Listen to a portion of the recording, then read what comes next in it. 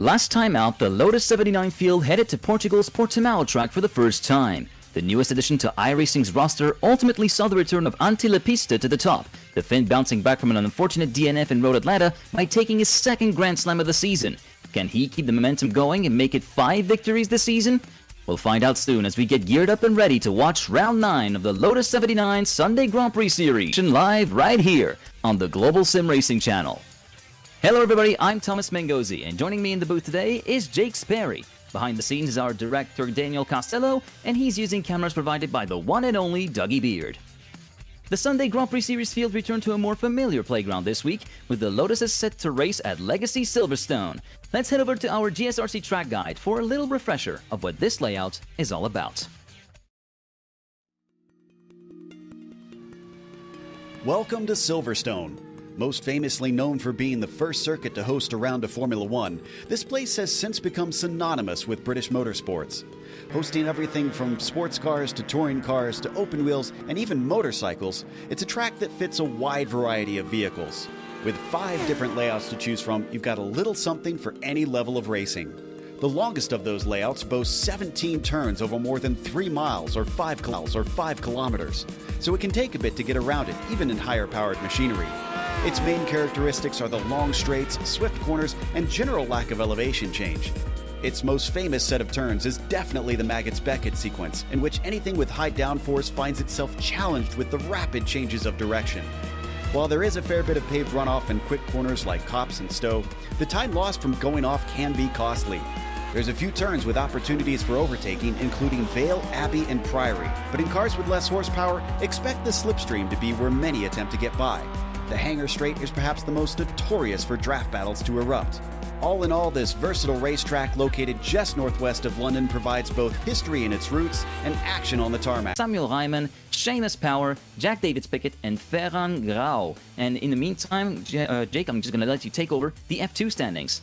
F2 a little bit closer than F1 with Antti Lepiste running away. Andy Hugill finds himself on top at the moment, and he's found himself inside top split. So he's got a really big opportunity today to make points on the likes of Bjorn Ackermann. In 3rd position is Daniel Gallis, who is going to be his nearest challenger today. Cam Porter as well, he finds himself in 4th, so keep an eye on him. George Batev finds himself tied on points there in 4th and 5th. Roly Wallbank is 6th position overall, with Ben Summers in 7th, and Timothy Vandenberg proving that he's got a good pace in qualifying today. He's 8th in the championship, so a chance for him to leap up, with Kurt Clapper in 9th and Jess Moore rounding out the top 10.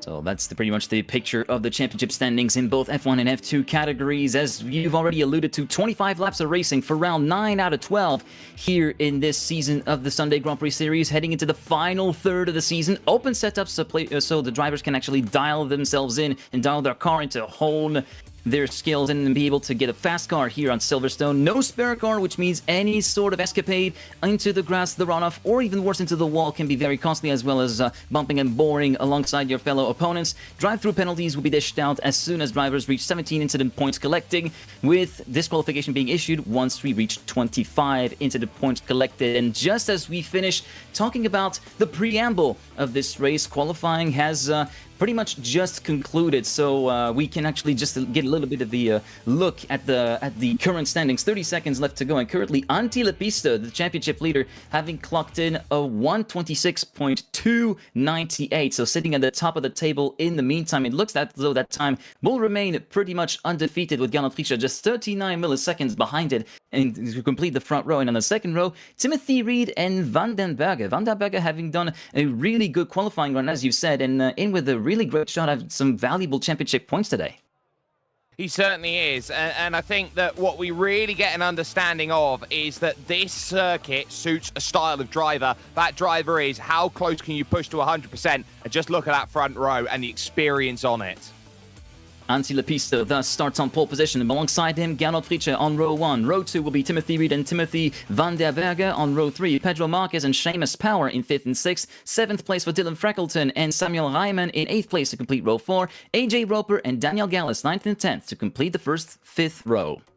Only 17 drivers today. This field did split here for Silverstone Historic, which means that it's Javier Mosquera who goes from 11th, and Janne Lehmann will go in 12th position. Andy Hugill, the F2 Championship leader, will have a couple of drivers to keep in mind over today's race. He starts from 13th, which is lucky for some. Miguel Morland will be there in 14th position. Jean-Francois Boscus will start from 15th, along with Cam Porter, ever a regular here on the Global Sim Racing Channel. And rounding out the field is Ryan Turcotte, who's looking for a little bit more than his 1:32.6 in his qualifying times, the driver from New England.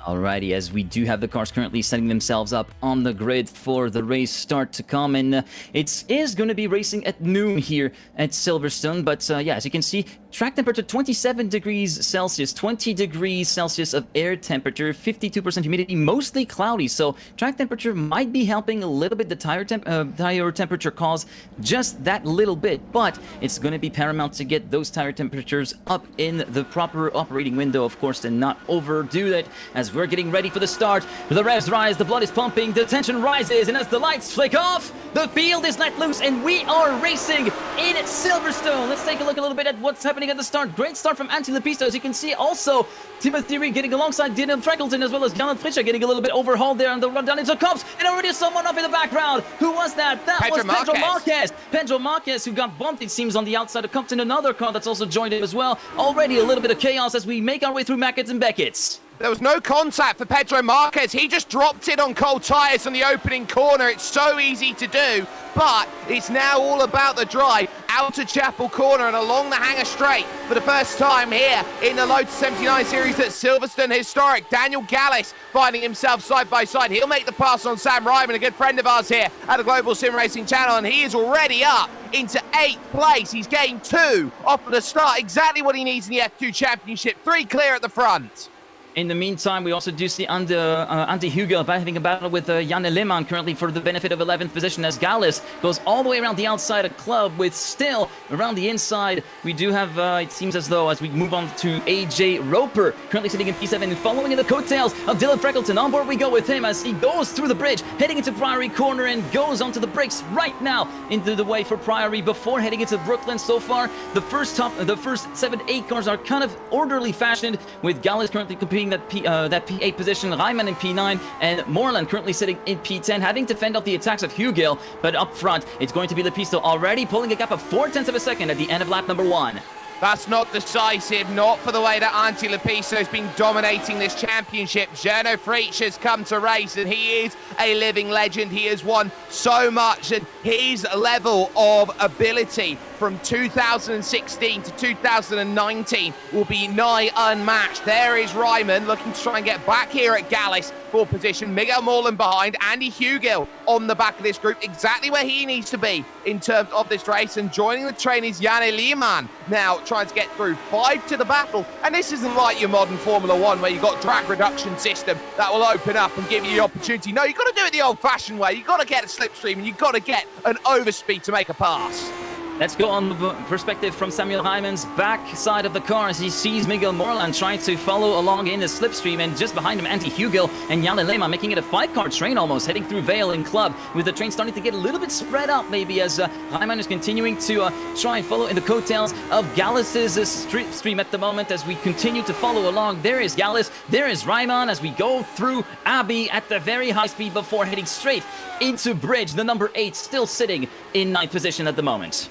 And that leaves Bridge to be a fantastic overtaking opportunity as Lepista, Fritsch and Reed make their top 3 known as they rush through Timothy Vandenberg, trying everything to hold on. And he's the bridge between the groups right now with Seamus Power, Dylan Freckleton and AJ Roper, 5th, 6th and 7th. Fritsch keeping Lepista honest here as we start lap 3. And this is what Jarno is going to do. He is going to say to Antti Lepista as he sets the fastest lap of the race, I want to make you sweat today. I will make you wait and wait for that one move to come through. Pedro Marquez trying to make his recovery. He's found Cam Porter. He wants to move +1 here into 13.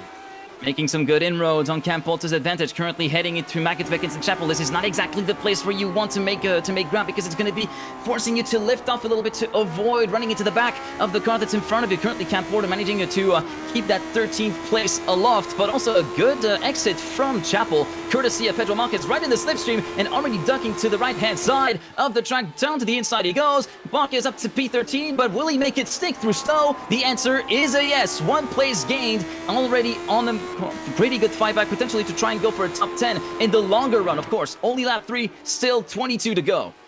Well, Cam Porter realised that he was a little bit out of grip compared to Pedro Marquez, who can just drive faster and have a bit more. Freckleton side by side through the bridge. Seamus Power holding off the defence in the bright purple and red out there at this moment in time. Well, anything to get a distraction. The livery is going to certainly be one of them right now through Brooklands into Luffield. This corner with iRacing's new weather system is going to be so brilliant in this machinery when they do get wet weather tyres, because of the fact here, Tom, that you get a real sense of where do you find the levels of grip. This is a car that just finds where do you find the grip. Down the inside, it costs the search from Freckleton. It's not there.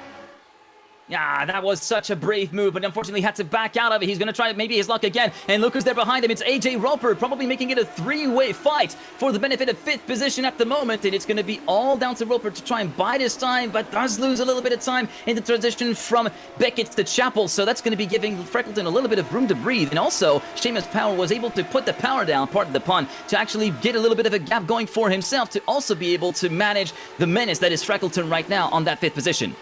A little bit of oomph goes a long way, and here goes Javi Mosquera now looking for the pass on Cam Porter, going to the inside, commanding the road. That was the case of Cam Porter having to lift out of it there before turning, otherwise they would have interlocked front right to rear left, and that would have been an almighty accident at one of the most loaded places on the track in terms of top speed into Stowe Corner. Mosquera taking liberties out there as he now looks to try and charge on forward. Yeah, the field's starting to get a little bit spread out, as you can see from the gaps on the left-hand side of the screen. We don't really have any battles to really report on at the moment, except maybe for the battle for the lead, which is the closest at the moment. Around half a second of a gap between Anti-Lepista, currently still sitting in the lead with the fastest lap of the race of a 1:27.982, and Gernot Fritzsche clocking in a 0.745. Solid effort. That is going to be snatching the fastest lap of the race away from Lepista at the moment, as they're going to be continuing to follow single file through the first part of the track, through Cups, and now into the run through Maggots, Beckett, and Chapel. And a bit further behind, I think we do have a little bit of a battle between Power and Freckleton. Freckleton maybe round 2, not quite. He's going to be a little bit too far behind to make the move happen as we go along with Freckleton. You can see Seamus Power in the number 5 purple and orange car continuing to lead the way, with AJ Roper in hot pursuit. Look, just because these vehicles are a little bit older doesn't mean they have to deal with the same issues that you got going out there. Miguel Morland is going to make the pass here on Sam Ryman. That's going to jump him up into 9th place with that pass, but they still have to deal with the dirty air effect in these machineries. These cars, of course, these Lotus 79s, the forefathers of the modern Formula 1 car, with the ground effect that you have to really navigate through. So this is the perfect training tool for the Mercedes W13E performance out there on the iRacing service. But the key that you've got to remember is you're still going to have to deal with dirty air, and that's going to mean you are going to see those gaps at 0.3, 0.4 of a second be really difficult to close down. And that's why Maggots, Beckett and Chapel is one of the toughest sections of track to get right, because you are constantly dealing against a complete wall of air every time you make a correction. AJ Roper with a huge moment. Tank slapper, he goes sideways. Immediately snaps on the brakes, but I think he almost beached it in the... Yes, he's beached! He can no longer actually get the wheels. You can see the wheels are spinning freely into the air. That's such a shame for AJ Roper. He's going to try to roll it through, maybe onto the grass to get some grip going. Oh, that is so excruciatingly painful to see. Such a shame, as he was right there within the fight with Seamus Power and Dylan Freckleton for P5, and that is going to be a retirement. He's into the pit lane. Such a shame. Well, there's one reason why you put a plank of wood on the bottom of the car. It is, of course, to measure how much wear is out there on as they go through. And that's just a case of getting beached up over a plateau. It's the minutest of amounts, and AJ Roper will feel desperately unlucky because he did everything correct to save the car. The one thing he couldn't do was keep the engine rolling, and just like that, his race pretty much over and done with. He will take a tow, but he will now have to take tow time, so to speak, to get himself back through. Freckleton still following Seamus Power. That alleviates some of the pressure here on Dylan Freckleton in the number 3 machine. He will now have every opportunity to pick and choose his moment to make the pass here on Power, knowing that gap is about 2 seconds, over to Timothy Vandenberg, who is there in 4th position. Yeah, and he's not going to be in a position to rush it because he has quite the gap to manage. He's got over 3 seconds of a gap to Daniel Gallis, the next contender in 7th position. So he can actually take a little bit of time maybe to breathe in and out. Inspiration, expiration, as we say in French, and try to refocus to be able to seize the opportunity at the right time to be able to get past Seamus Power as we go back to the battle for the lead up front. And again, pretty much locking horns or locking themselves in that sort of gap of half a second between Le Piste and Fritsche. Fritsche continuing to be in hot pursuit and both running in very similar times. Last laps was 0.837 for Le Piste, 0.882 for Fritsche. Fritsche being slightly faster on the fastest lap of the race with a 0.718 versus a 0.741 for the best of Le Piste. But right now, the status quo remains as we go back from the perspective of Samuel Reimann, who's going to be following along with Miguel Morlan, trying to get a little bit of a look in. No, he's going to be too far back. Morlan, in the meantime, has his eyes set on Gallis. Well, AJ Rope at the lap traffic's in the middle of this. He doesn't necessarily have to move out of the way if he feels like he's quicker, and he absolutely is, but he will decide to move stage left and let this group continue on its battle, including Andy Hugill, who will go through as well, the F2 Championship leader, who will need to keep Daniel Gallis in check up there in 7th position. These will be great points for Daniel Gallis as he goes through. Reimann just can't find himself an opportunity right now because he's stuck in a drafting train. It's Miguel Morlan doing just enough to stay within Daniel Gallis's orbit, so to speak. And we talk about a rubber band snapping as there goes a spin to the inside. That's Janne Lehmann going around. 1.5 seconds, the slipstream snaps, and just like that, Janne Lehmann snaps off the back of the train. Such a shame for Lehmann. He's going to have it all to do again to try and get onto the back of Javier Mosquera, and he's going to be joined by Jean-François Bosque, who's currently sitting in P14, going back to P6 right now with Dylan Freckleton continuing to try and follow as best as he can on Seamus Power, but he must not get too close because, as you said, the dirty air effect is very much going to be kind of inhibiting the ability of the cars to close back up in the pecking order as we're continuing to follow along that long-distance battle, quote-unquote, for P5 with Power and Freckleton. And you can see way off in the background is Daniel Gallis, who is no longer really having Miguel Morlan right on the back of his heels. You can see Morlan about a second away from Gallis at the present moment, so maybe the tilt will not be as strong as what Morlan was able to enjoy in the previous lap, and Reimann is still right there with it, and with the gaps relatively similar there, so it's going to be a long, drawn-out process to make some positions here on lap 8 out of 25. This is going to feel quite super speedway for these drivers. They're going to realise that it's going to be very high pace and there aren't really too many massive braking zones. This stadium section at the end of the lap as they pass the BRDC viewing platform over on the right-hand side, and then all of the grandstands here at Luffield Corner. This long, sweeping 180-degree right. Freckleton getting aggressive in on entry, but he's not going to get anything back off of the exit here compared to Seamus Power. One thing they are going to be really, really keeping an eye out on here in terms of their pace is where are they at the right time. It's not just a case about making the move here today at Silverstone, it's making sure that you've got a gap to run away with. You're not really going to get too many opportunities to do that, so the case is going to be a case of not really if you make the pass, but when is more decisive. Yes, and it looks as though for now he's going to be continuing to buy this time, Freckleton. In the meantime, if you take a look at the gaps up ahead, it's going to be a half a second between Le Piste and Fritsche, still locking horns, as you can now see Jean-François Bosque is trying to catch up to Janne Lehmann for the benefit of P13, now going through those fast sweepers of Mackett, Beckett, and Chappell. A lot of angle in terms of inscribing the car into the corner of Beckett on the part of Bosquez, but he's going to be compromising his run at Chappell a little bit, so that's going to be allowing Janne Lehmann to scoot a little bit away and continue to hold that gap of half a second there or thereabout, which seems to be the butter zone to kind of keep the car behind you with the way that the aerodynamics work here on those Lotus 79s there. So good job on Lehmann to continue defending at a bit of a distance. Well, the issue that they've got is they get a wash of understeer as they head through the right that leads on to Chappell. So they are always going to struggle and find a little bit of time tougher to navigate through. Jean-François Bosquez now here on the run towards Bridge. This is the much better opportunity to try and make that move. He gets right up towards that rear right tyre, but not close enough under bridge to find that position. And again, you can see understeering out through Priory, looking now at Brooklands corner a lot tighter, and he's just trying to make sure that he's got a little bit of angle. And you've got to really change the line here in these Lotus 79s if you want to find the pass, because you've got to try and step on the power as early as you can on exit. That's the way you're going to make passes. Yeah, and Boskus, you can see trying to rotate the car through Lovefield, actually, trying to get for a little bit of a bit more of a slip angle, just trying to get the car hooked to the inside of the curb at the apex. And so far, he managed to make it work. He's going to be continuing to trail that particular one. And Freckleton making the pass right now, and Seamus Power into Stowe. Does he make it stick? Seamus Power trying to roll it through the outside. He's not going to be able to pull that through. Maybe he's going to try to go for it on the inside of Vale. They're going to go side by side through Vale and heading into Club this time. Dylan Freckleton has the inside. Can he try to make it stick? Power uses all of the road right onto the curb with the left-hand side of the wheels. Power still side by side going through to Abbey. He's going to continue to go through it. This battle has been going for several corners now. It's going to be on the outside for the run-through bridge. He's going to have to yield. No, he doesn't. No, he doesn't yield. Heading into Priory now, and Power retakes the lead, but is that going to compromise his run into Brooklands? The answer is a yes, and Dylan Freckleton comes back at him. My goodness, my head is about to explode. Heading into Lovefield, and it's going to be Freckleton trying to hang it around the outside, but he's going to be a little bit compromised in terms of when he can actually put the power back down. He gets a much better run through Woodcote. It's still not over, Jake. No, it definitely isn't here, and Seamus Power's thrown everything at it, but look at Freckleton go.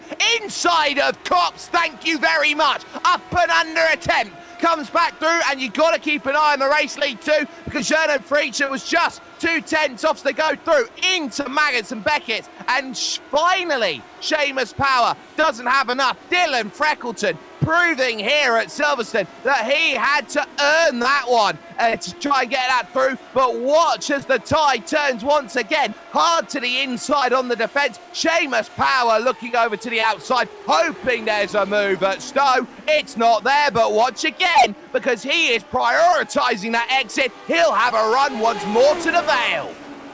Yeah, and it's been brewing for a long time, for at least the best part of 5-6 laps. This battle between Power and Freckleton, it's all came to a head in lap number 10, as you could see, but it's still very much not over just yet. It's act number 2 that might be unfolding here, with Power continuing to be right in the slipstream of Freckleton, showing himself around the outside of Bridge, trying to set himself up for the good run into Priory, and you can see Freckleton forced to be a little bit on the defense, but he also kind of takes Power with him, who follows him naturally on the line. They're not going to be letting each other go at this point, heading through Lovefield at this point, and you can see maybe a little bit more of a later apex. He has to back out of it, Power, otherwise he was going to run into the back of Freckleton. It's still very much not over. Fastest lap of the race so far for Lepisto with a 1:27.310, and on the Power, Freckleton gets a little bit of a gap, but for how long will he be able to hold it? That is the real question.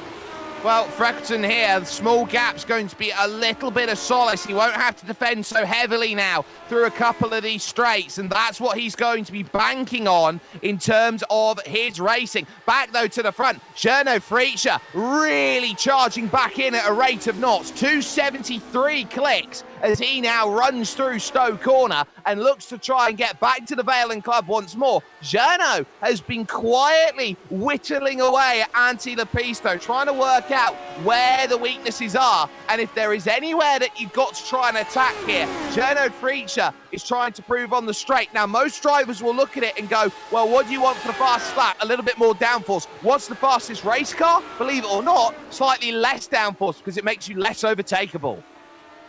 Yeah, and also, but it also kind of comes in as a double-edged sword, because with a little bit less downforce, the car may be a little bit looser and feeling a little bit more skittish at the rear. So you're going to have to be very careful if you're going with the low downforce setup to get that benefit of higher speed. It does come, as I said, with the trade-off of having a little bit of a skittisher feeling car, as we do see Bocus moving ahead of Liman for the benefit of P13. There he is, the Frenchman, trying to make a little bit of a comeback. Fritsche clocking in the fastest lap of the race with a 0.149, but it seems as though the entry into Cops wasn't exactly brilliant for Fritsche, allowing the gap to widen in favor of Lepista, as we do see a little bit of course quarters action with Mosquera battling along with Pedro Marquez, and that is going to be also another battle to follow with the top 10, because just ahead is going to be Andy Hugel, who himself is just trailing Miguel Morland. Well, this is an entire trade, and Pedro Marquez has got to run the gauntlet here to get anything respectable out of today after spinning on the opening corner, qualified the car P5. He knows P5's not possible, but P7 of Daniel Gallis is here in the second half of this race. Watch as he follows here, right through. Javi Mosquera looking left, looking right, tucks back into the slipstream, and will he find another way to go through? Back again, he will search and he will work the Oracle, finding the opportunity. 2 bites of the cherries he goes through as we look at the most famous engine in motorsport, the Ford DFB Cosworth, and that was what got the move done between him and Pedro Marquez.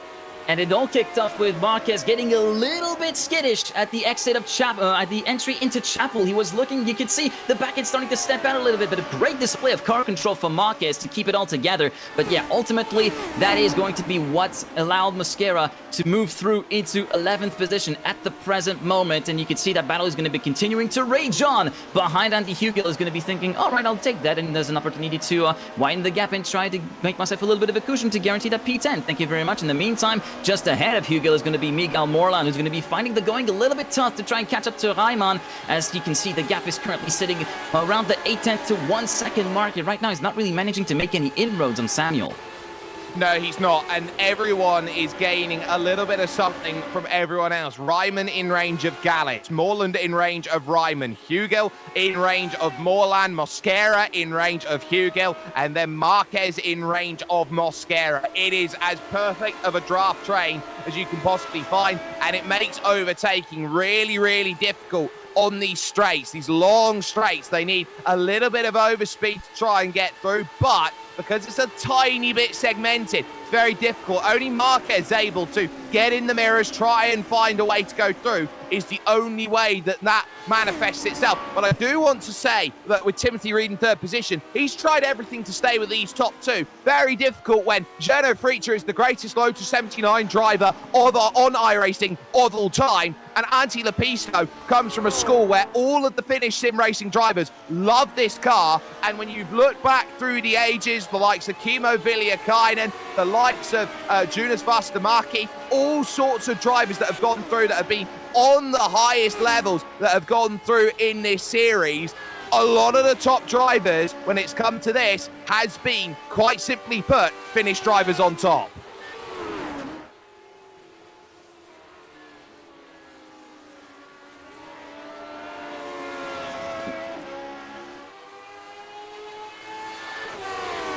Still, though, you get the sense that Antti Lepisto is being reeled in over and over and over. First look to the inside from Gernot Fritsch, and hopefully that sends a warning signal.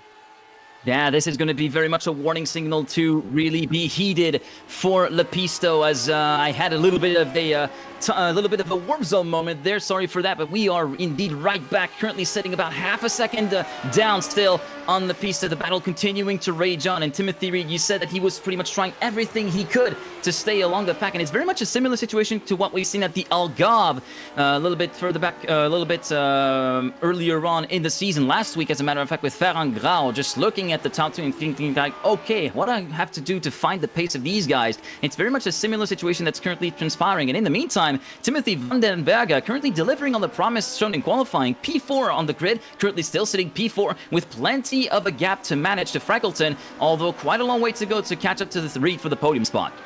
It's been a quiet race from Timothy Vandenberg, but you can't really say that he's had a bad performance here. He's done everything that's responsible to him, doesn't have the pace of the top 3, so he is running his own race. It has been 0 mistakes out of him, and he has done everything that has been required, and that will give him a big smile on his face by the time he gets through. I'll tell you what, he's getting very busy here for Andy Hugel back in 10th place, because Javier Mosquera has been driving at a rate of knots, and guess what? He's going to get a run here towards Magnus, but he backs out of it.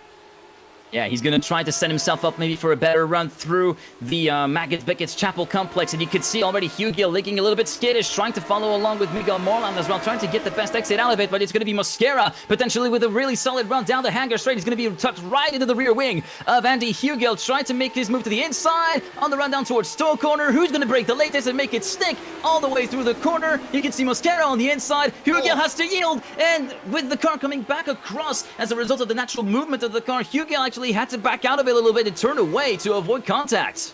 I don't think he avoided it. I think there very much was front to rear as they went through. That was a case of you're going to lose 2 out there, and Hugo can ill afford that because that championship up there for F2 will close. He's just lost 2 places, which Daniel Gallis will be reveling in at the moment as he gets pushed by Sam Ryman out there in this race. Big moment out there, and Javier Mosquera now is realizing what he wants, and it's Miguel Morland as his next port of call as he tries to get through on this Northamptonshire track. There's the drive that comes out then of Luffield through to Woodcote here, this transfer style corner, and watch the run as they head towards Copse. Javi Mosquera forces a defense.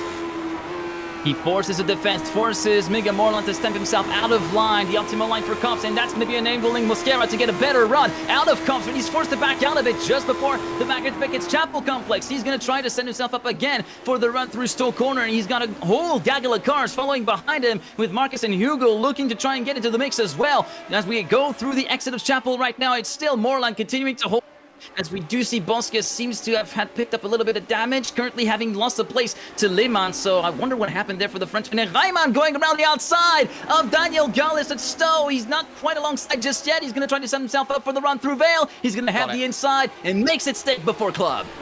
On the weekend of Monaco Historic, that was a pretty nice pass from Sam Ryman, proving that the classics are just as good, if not better, as the real thing. That was wonderfully done. Jean-Francois Bosquez didn't pick up any damage, but he did a full 360 through Copse Corner. That's why we had the cameras cut back. But this group of 4 continuing on this one, Morland, Mosquera, Marquez, and Hugill doesn't join the 3 ends up in front, but he watches patiently because he knows he's got to pick up points if he doesn't want to lose out in F2 to Daniel Gallis. Meanwhile, there is still those top 2, and Gernot Fritzsche has been a passenger to Anti Lepisto in this race so far.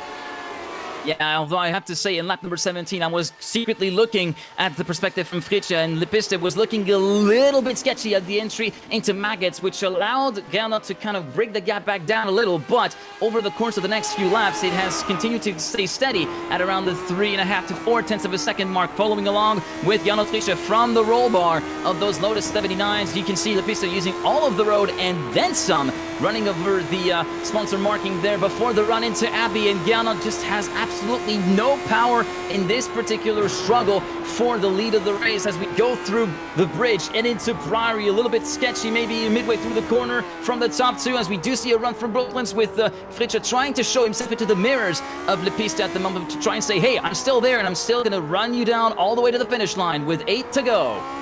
Well, this is the concern that they have as 8 will turn to 7 with Anti Lepisto leading. Anti is just putting the car in the right places as here goes Javi Mosquera going the long way around at bridge, inside line for Priory. Miguel Morland's got nothing. Can he shut the door on Pedro Marquez? No, he can't, but Marquez gets a little pinch on the inside, and now he'll try and play the same game, but commanding the inside, round goes the F2 Championship leader.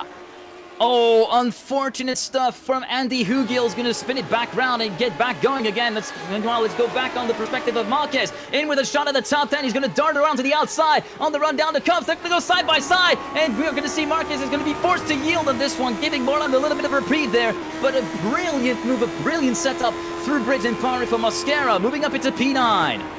Yeah, so that gets him another one. Pedro Marquez wants to find the top 10. He wants to find it quickly. Miguel Morland realizes, look at how much time Javier Mosquera has been losing.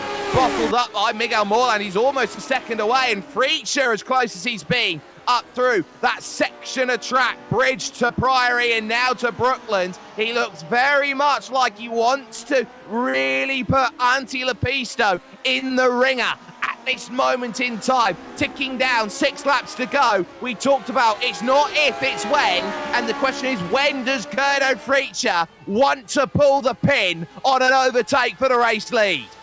Lap 20 out of 25, and still the battle raging for the lead, with Fritzsche clocking in at 26.529. Fastest lap of the race so far by a significant margin, 2/10 clear of the older mark that has been set by Le Piste a little bit earlier on. Going through Maggots, Beckett's, Chapel right now. You can see Fritzsche making some solid inroads in the midway part of that complex, but here it's always where Le Piste got the pocket. The exit of Chapel allowing himself to continue bridging the, widening the gap a little bit to 0.4 of a second, and now you can see Fritzsche ducking into the slipstream again of Le Piste through the hanger straight, trying to get himself a little bit closer and closer and closer as each lap gets by through Stowe Corner. This is where getting close to the car is going to be affecting your handling balance a little, going a little bit wide maybe with the left wheels on the grass for Fritzsche, but keeps it under control before heading into club.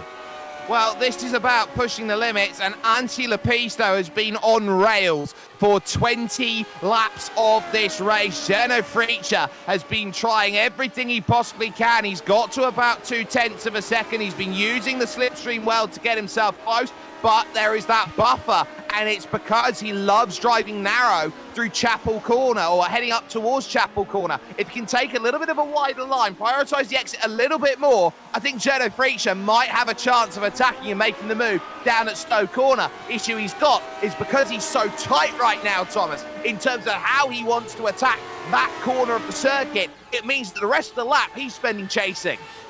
Yeah, 5 to go heading into this particular lap. 21 out of 25. It's still very much Gernot Fritzsche looking to try and find a solution. You could see him trying to hook a little bit later at the apex of Love Field, managing to make it stick and actually make it work to catch a lot of time back. But it's very much in the middle sector where he tends to lose a lot of time here, Fritzsche. As we go back in the perspective of Pedro Marquez, who got past Miguel Morland in the meantime for the benefit of P10. So Morland has it all to do, going through the exit of Love Field and into Woodcut at the moment. And yeah, you can see the gap continuing to widen, 0.8 of a second. Marquez has done the deal, and he has made the work that he needed to do to be able to safeguard that top 10, provisionally speaking. Yep, so Miguel Morland losing out then in terms of that position, and that one was around the outside at Stowe. Had to be done, and nothing that Miguel Morland can do. That was just a better move. AJ Roper still a lap down. He is going to get a finish, and I think almost everyone is at this moment in time, but the issue he's running into is that, well, he just had that one moment, and that one mistake is going to put him right down to the bottom. It is a race of two, and it's a race of two of the best when it comes to the Lotus 79s at the front. Jarno Fritzsche again finding out that he is trying everywhere, here, there, left, right, up, down. He's tried slant ways. He's thrown everything that the Great Glass Elevator gives him as an option, but Antti Le Piste has the answer. Yeah, Beckett stamping out again for Fritzsche, just trying to put the power down as early as possible at the exit of Lafayette, but so far it is absolutely not working out for now. Le Piste managing to get this one under lock and key, more than likely with 4 to go at this point. The gap still hovering around the 3 to 4/10 mark. You can see a lot of engagement from Fritzsche on the run into Maggots and Beckett. Through Chapel we go, and again, Le Piste getting a really solid run out there, but the gap is going to continue to shrink down. As you can see, he just cannot shake off Fritzsche. He continues to be in the slipstream of Le Piste at the moment, and it's pretty much the hardest battle we're going to get on the track at the moment. Looking from the rear of the car of Le Piste, looking back at the trumpets from the Cosworth DFV engine propelling the Lotus 79 right now, as you can see from the back, with Fritzsche continuing to bide his time, continuing to lurk in the shadows. That was a bit of a moment there, I think, from Le Piste, heading through Vale and Club, both running very wide past the curve at the exit of Club Corner, and that means it's going to be, again, all to do for Fritzsche, who gets a solid run on the run down through Abbey, heading through the bridge and Priory. He's going to be almost nose to tail with Le Piste. He's going to be forced to kind of dove out of that slipstream and into fresh air. We also do see Le Piste getting a little bit sideways there, maybe a little bit of a sweat bead on the forehead of Le Piste there. Little is an understatement. He left tyre marks over at Priory. He was so narrow in trying to defend. Jarno Fritzsche's late abandonment of the move was just about enough that says that Antti Le Piste is human. He is not cyborg in the way that he's been driving, and Jarno Fritzsche is going to try and find the one antidote in this field that nobody else seemingly has managed to all season. Look at the way he ratchets his way right up to the back through Maggot and Beckett, and now looking for the drive out of Chapel. Again, he gets a boatload of dirty air, but at 3/10 of a second, this will be the move that makes it happen. Zerno closing, hard to the inside. Is there a gap for the Austrian? He'll have to go the long way around to try and find this move. Anti-Lepisto on rails on the inside, but Zerno finds the code. At long last, with 3 and a bit to go, what a move from Fritsche. It all stemmed from that magnificent run through Maggots, Beckett, and Chapel, managing to bring the gap back down a further 10s compared to what it was a lap ago, and thus being just enough in the slipstream to allow that move to happen. And Gernot might be in for the big time, but he still has to fend off against the championship leader, which has been nothing short but amazing in this season. 4 wins for Lepista to his name so far this season. He was looking to go for number 5, but now he's got a very sizable obstacle in this way, in the form of a winningest Lotus 79 driver, full stop here, who has assumed the lead with 2 to go as we cross the line. Once upon a time, Zerno Fritsche was part of the 9K iRacing club. That would have put him in the top 0.5% of all iRacers in the world. That has dropped down to 6K. Big slide from Zerno Fritsche through Cop's corner. And Anti-Lepisto here might have a quantum of solace if he wants to go and make this one happen with a couple of popsicle sticks in the air. It's all about the drive through here, and it looks like Anti-Lepisto, this might be the real tell that he's got, because he gets the gap to 3/10 of a second. How much is he able to close in the slipstream? I would argue not enough, which indicates that Anti's got higher downforce. And also not exactly as much speed out of the corner from Chapel that Fritsche had, which made it effortless in terms of the way that he caught up to Lepista. Lepista is finding the going a lot tougher this time around now that he is in the chasing position, and that's going to be giving Fritsche a little bit of reprieve in the sense that he will be able to manage the gap all the way through to the finish line pretty much. Yes, I'm getting out there right here, right now. I know there's still 1 lap to go, but it's still very much looking like Fritsche's race to lose at this point after perfectly biding his time and slowly eating away at Lepista, continuing to pile on the pressure relentlessly lap after lap. It might be the time to shine for Fritsche as he makes his way through Luffield with a little bit of a hook, maybe a little bit more of a slip angle to try and get the car to hook back up towards the late apex through Luffield, and it's a woodcut now. 1 to go as we cross the line.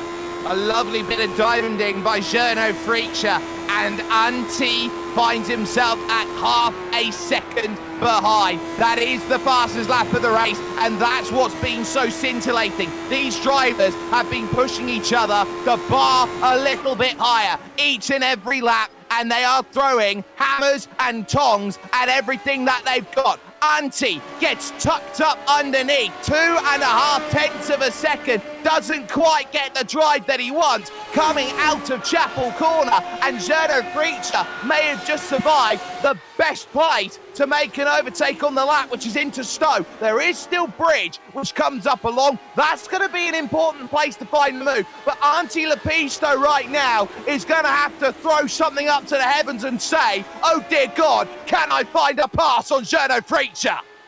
Can Lepista make magic happen? He might get a little bit of help. There's a lap car just ahead of Fritsche that might play a little bit of proceedings, or he may be just a little bit too out of touch for Fritsche to really be impacted by that through Bridge and into Priory. You can see Lepista trying to make some inroads out of desperation in the last few corners here in this race. You can see the lap car getting caught up to at Brooklands and Luffield. I think it's Cam Porter or AJ Roper that might be in there in terms of that hot seat. Through Luffield we go, going a little bit wide for Fritsche, just trying to get the exit just as good as ever. And for the second time this season, after Phillip Island, Gernot Fritsche is your winner in the Lotus 79 Sunday Grand Prix Series after a titanic battle versus Lepista, and for good measure, Fritsche takes the fastest lap. Timothy Reed gets onto the podium, and in the meantime, we're gonna have to wait a little bit for the others to cycle through into the race. As you do see the move from Marquez on Salas, it's getting a lot racy, and it's gonna be Salas is gonna be the worst for wear due to that slide. Timothy van der Berge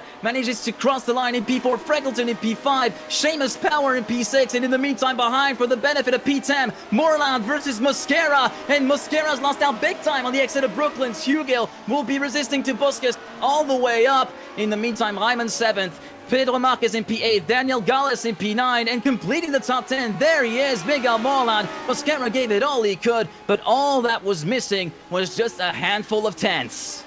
That's all you need sometimes. Andy Hugill will come across the line, 12th place. He will be happy in the fact that Daniel Gallis lost one late there, but that is as good of a race as Cherno Fritzsche has ever had. You get the sense that he made Antti Lepisto wait and wait and wait, and he threw the right move at the right time, and he had the right setup to defend from the front. He just had to work to get there. Scintillating stuff, and I tell you what, there are still 3 more rounds left after this. Yeah, there are 3 more rounds left after that, and even more beforehand, as we'll get with the race details as well as driver interviews just after this quick break. Stay with us.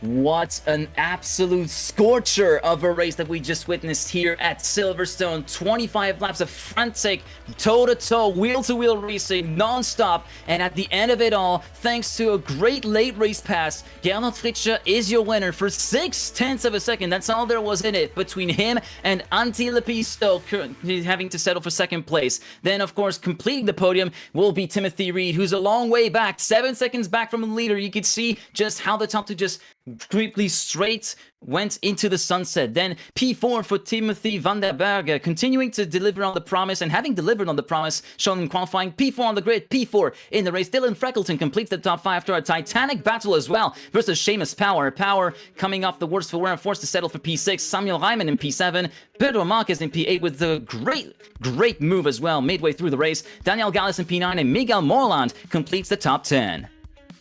Over the page then to 11th, Javier Mosquera will find himself in 11th, and the F2 Championship leader Andy Hugill will drop a little bit to Daniel Gallis, but all in all with one spin, that wasn't too bad of a day in 12th. Jean-Francois Boscus will have his own spin, and that puts him in 13th. So too for Yanni Lehmann, who found himself in 14th. No retirees from today's race, with Ryan Turcotte 15th and Cam Porter just about sparing himself then not going down a lap here today in 16th. AJ Roper getting beached, had to take the tow and fall the lap down. P17 only for him. And as a result of that, I think we do have some interviews lining up for you, starting off with, of course, the man of the hour, the one and only race winner for today, Gernot Fritsche. Jano, that goes down as probably one of your greatest driving performances, with a long catalogue of victories here in the Lotus 79 series. It was about patience, it was about waiting for the chance, and how tough was it for you today, knowing that the way that Antti set that car up made that run out of Chapel very difficult to capitalise on?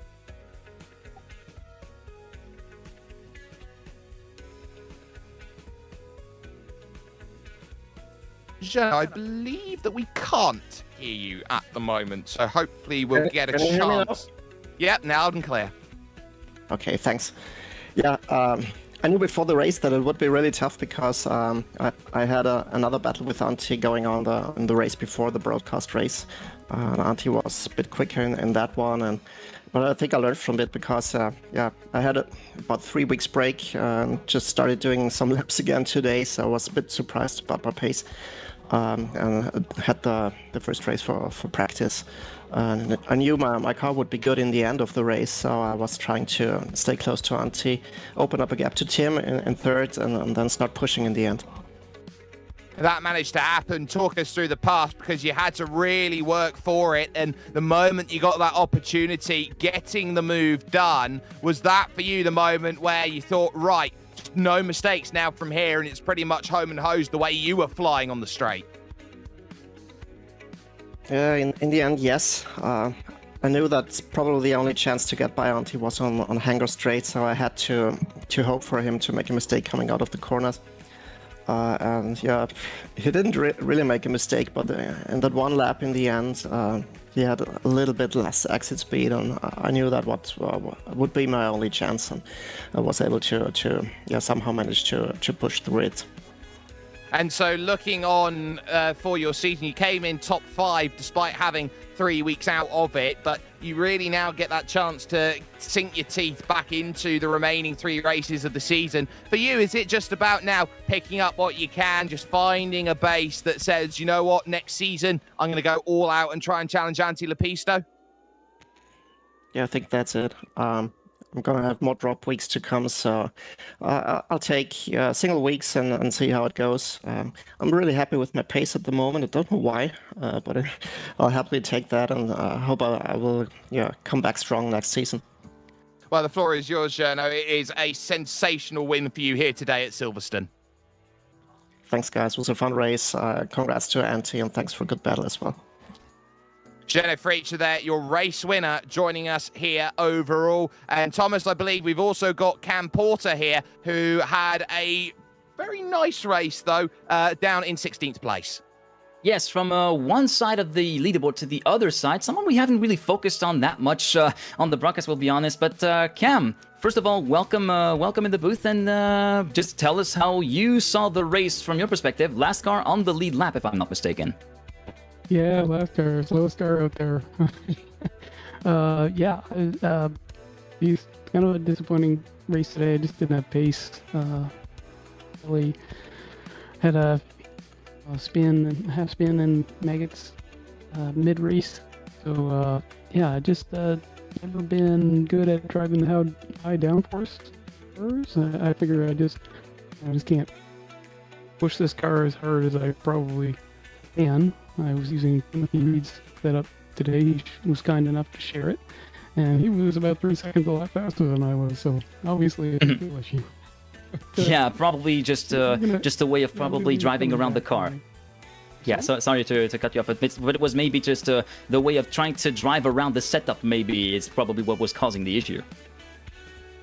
Not sure.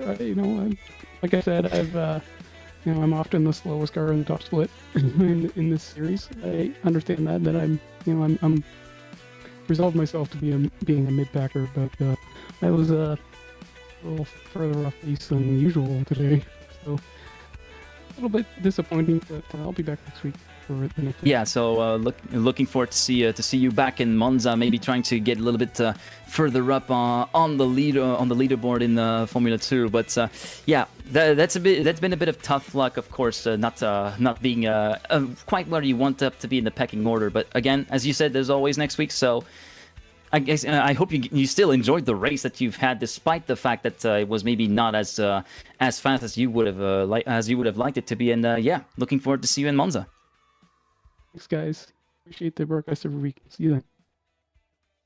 Thank you very much. And that is going to be it for this tiny interview of Cam Porter, which, as we said, we didn't really see that much of. We've seen a few glimpses of him over the course of the broadcast. But yeah, just that scintillating battle for the top 2 positions and also the top 5 has been absolutely superb to follow. And it's been a pleasure to witness all of that alongside everybody here. Thank you very much to the team for today. Of course, Jake, Daniel, and Dougie. You can check out all of our social media, merchandise store, and the YouTube channel. Of course, the links are going to be popping up in the description below as well as on the screen. Of course, music by June Alone as well, which you can also check out a Bandcamp listed on the screen. And make sure to subscribe as well so you do not miss any breadcrumb of action here on GSRC. The action is going to be winding down for today for the Lotus 79s, but they will be coming back next week faster than ever as we're going to be heading to Monza. No first chicane. This is going to be quite interesting to see these cars barrel down the main straight heading into Curva Grande. That will be on Sunday, May 19th at 10:30 a.m. Eastern. Until next time, I've been Thomas Mengozi, and until next time, race clean, race hard, and we'll see you on the track.